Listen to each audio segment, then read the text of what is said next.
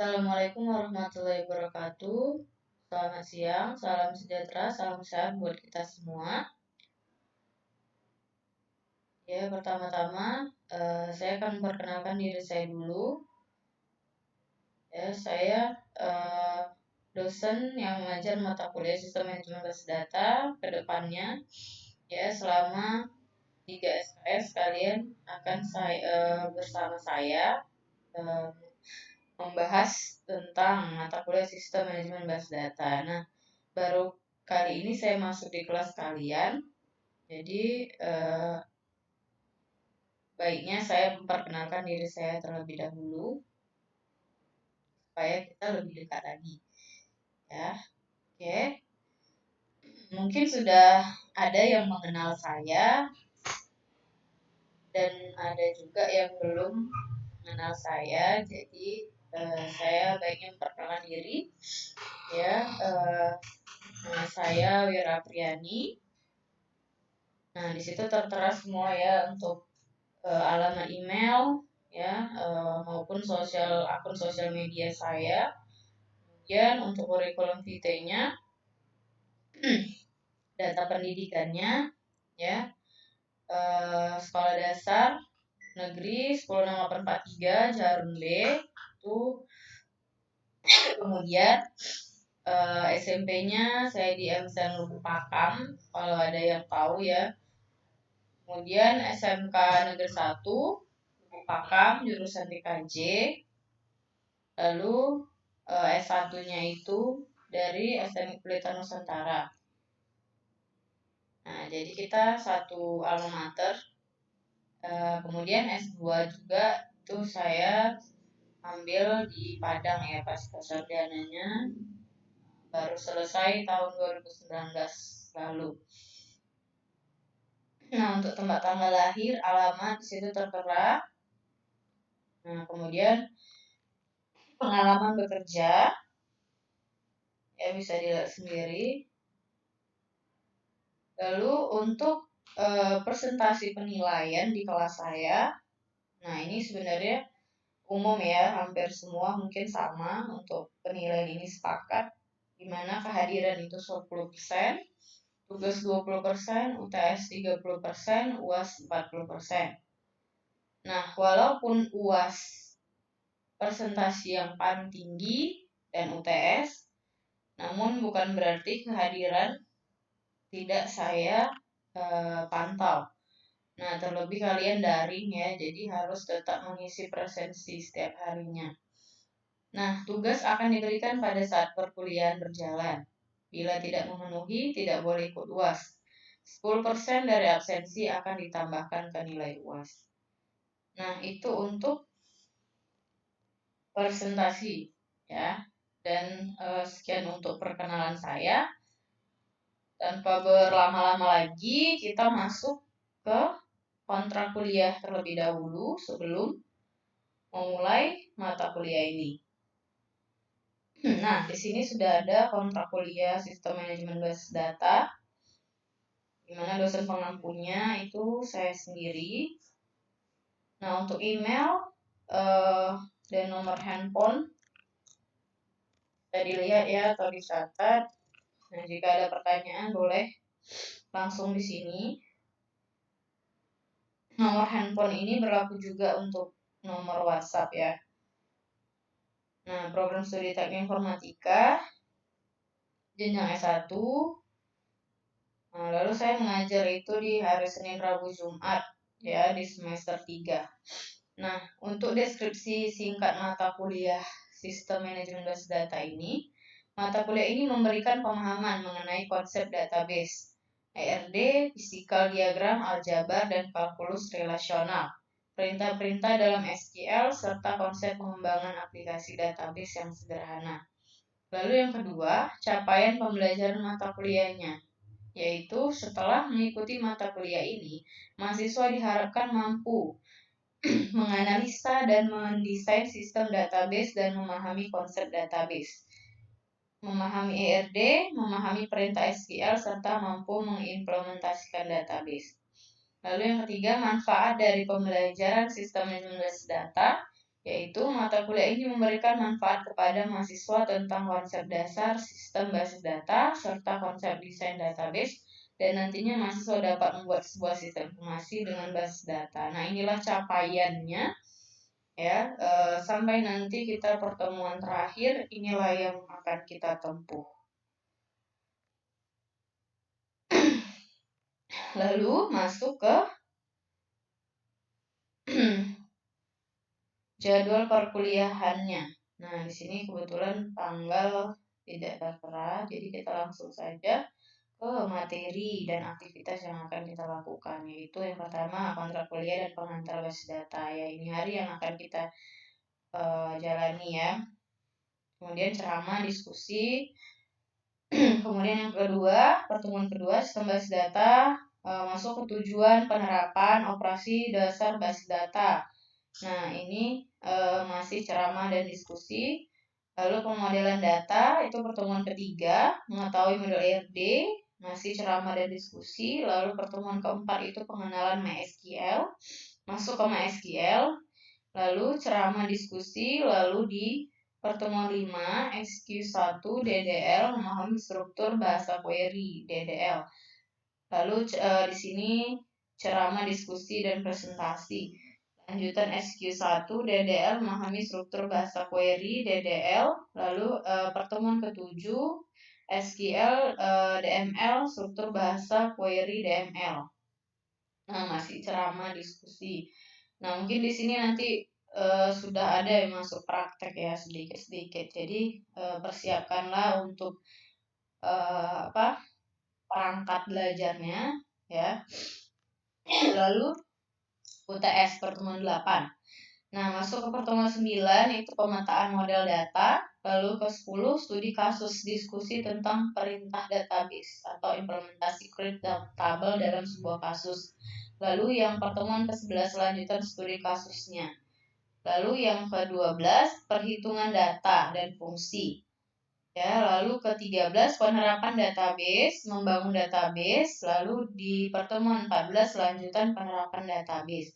Yang terakhir itu kita adalah mereview materi sebelum UAS.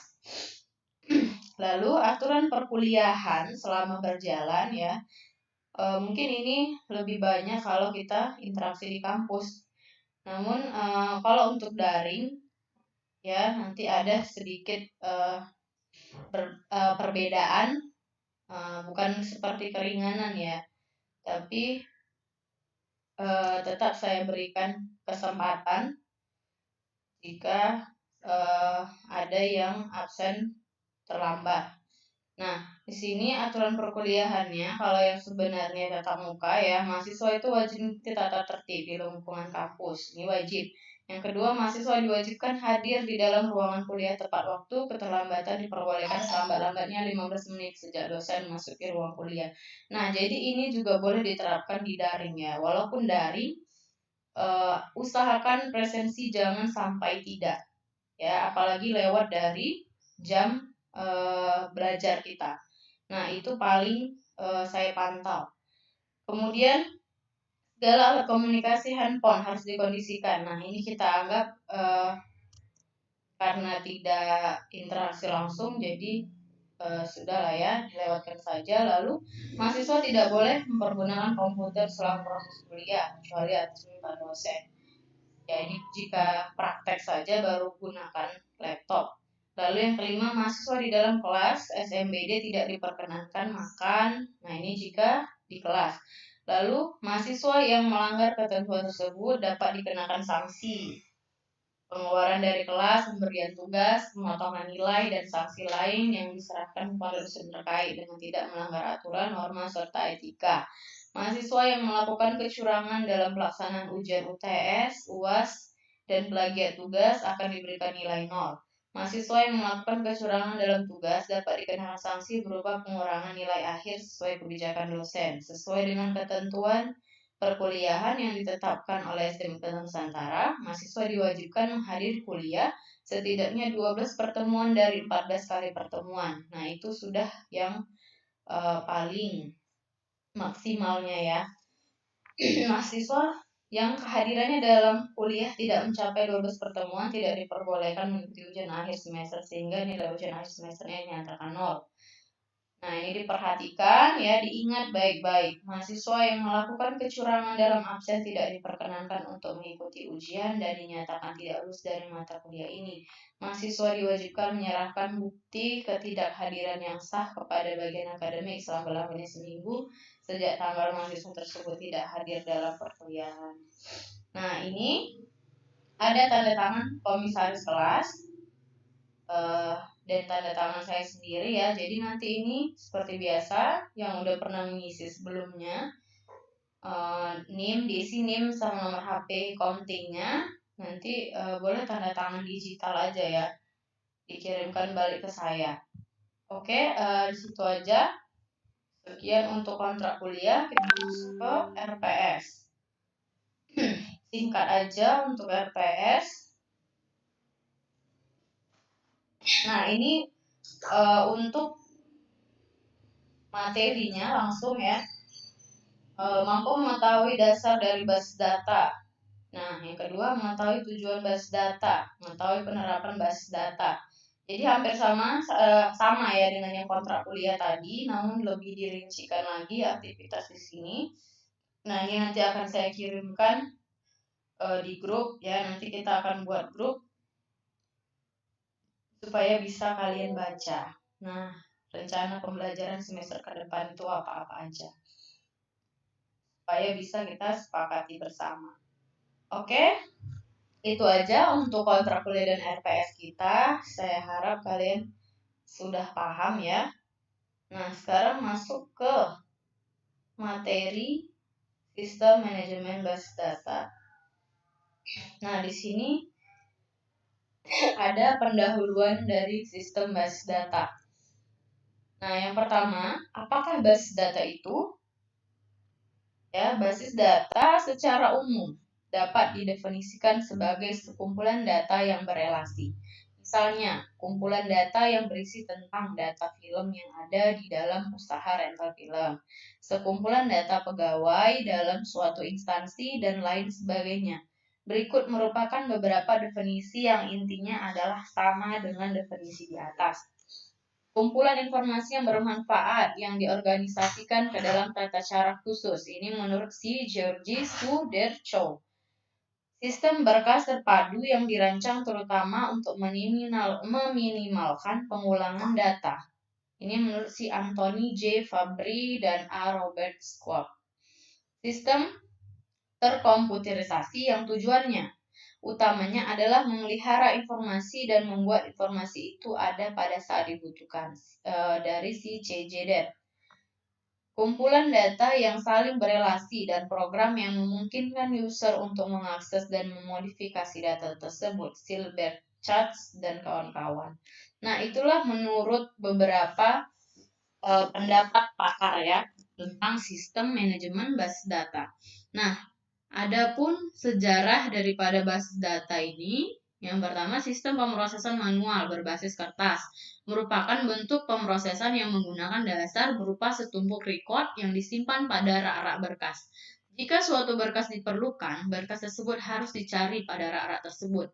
Pada awal penerapan sistem komputer, sekelompok record disimpan pada sejumlah berkas secara terpisah. Sistem yang menggunakan pendekatan seperti ini biasanya disebut dengan sistem pemrosesan berkas. Sistem pemrosesan basis data mempunyai tujuan untuk menggantikan kelemahan dari sistem pemrosesan berkas. Dalam hal ini, yang pertama, pemubaziran data atau duplikasi data yang diakibatkan oleh karena setiap program aplikasi menggunakan data tersendiri. Lalu yang kedua, ketidakkonsistenan data yang diakibatkan oleh adanya perubahan terhadap data yang sama, tetapi tidak semuanya diubah. Lalu yang ketiga, kekurang luasannya sistem pemrosesan berkas terletak pada hal pengembangan atau perubahan. Nah, itulah kekurangan yang ada ya dari sistem berkas ini. Nah, itu sistem basis data pada zaman dulu. Nah, sekarang kita bahas sistem pemrosesan basis data dikenal dengan DBMS atau Database Management System. DBMS Database Management System adalah software yang menangani semua akses ke basis data. Secara konsep, apa yang terjadi adalah sebagai berikut. Yang pertama, user melakukan pengaksesan basis data untuk informasi yang diperlukannya menggunakan suatu bahasa manipulasi data, biasanya disebut SQL. Lalu yang kedua, DBMS menerima request dari user dan menganalisa request tersebut. Lalu yang ketiga, DBMS memeriksa skema eksternal user, pemetaan eksternal dan konseptual, skema konseptual, pemetaan konseptual atau internal, dan struktur penyimpanan. DBMS mengeksekusi operasi-operasi yang diperlukan untuk memenuhi permintaan user. Nah, itulah tadi contoh sistem manajemen basis data yang sekarang ya, yang sudah menggunakan aplikasi gitu atau database ya, berupa database SQL. Nah, adapun infografik stylenya ya, kita lihat di sini gambar ada user, program aplikasi, personalia, berkas personalia. Nah, di sini ada juga user, program aplikasi pelatihan, dan berkas pelatihan. Nah, kelemahan dari sistem pemrosesan berkas. Yang pertama, timbulnya data rangkap redundansi data dan ketidakkonsistenan data atau inkonsistensi data. Nah, ini kita bicara tentang sistem basis data yang masih menggunakan berkas data atau manual. Lalu yang kedua itu kesukaran dalam mengakses data. Jadi sedikit sulit untuk mengakses datanya dibandingkan dengan yang sudah menggunakan SQL. Lalu yang ketiga, data terisolir atau isolation data. Lalu yang keempat, masalah pada pengamanannya. Nah, security problemnya juga masih banyak di pemrosesan berkas ini. Lalu yang keenam, data dependence ya. Nah, sedangkan untuk pendekatan pada sistem basis data tersimpan secara terpusat, ya, yang menggunakan SQL Server tadi, keuntungannya adalah yang pertama, pemakaian sistem basis data. Nah, yang kedua, terkontrolnya kerangkapan data. Lalu yang ketiga, konsistensi data. Yang keempat, data dapat dipakai bersama. Yang kelima, memudahkan standarisasi, keamanan data terjamin, lalu terpeliharanya integritas data, lalu yang terakhir data independence. Nah, itu perbedaannya. Ya. Lalu perbedaannya di mana kita lihat di sini dari gambarnya ya, user, program aplikasi personalia, berkas personalia. Sedangkan di sini user lalu diolah dengan database management system. Nah, jadi lebih mudah untuk akses datanya karena sudah diatur di DBMS. Nah, inilah fungsi si DBMS ini sehingga bisa menyimpan begitu banyak data dan terkontrol dibandingkan dengan yang cara manual seperti ini. Nah, itulah dulu pengantar dari sistem manajemen basis data yang kita bahas hari ini. Ya, harap kalian pahami dengan sebaik-baiknya. Jika ada pertanyaan boleh ditanyakan, ada yang kurang paham. Hari ini cukup ini aja dulu ya. Mungkin untuk tugas itu di pertemuan selanjutnya akan saya kasih. Nah, hari ini khusus kalian pahami dulu apa itu sistem manajemen basis data dan bacalah dulu kontrak kuliah sama RPS kita untuk hari ini. Oke, itu aja yang bisa saya sampaikan. Sekian dan terima kasih. Wassalamualaikum warahmatullahi wabarakatuh. Selamat siang semuanya.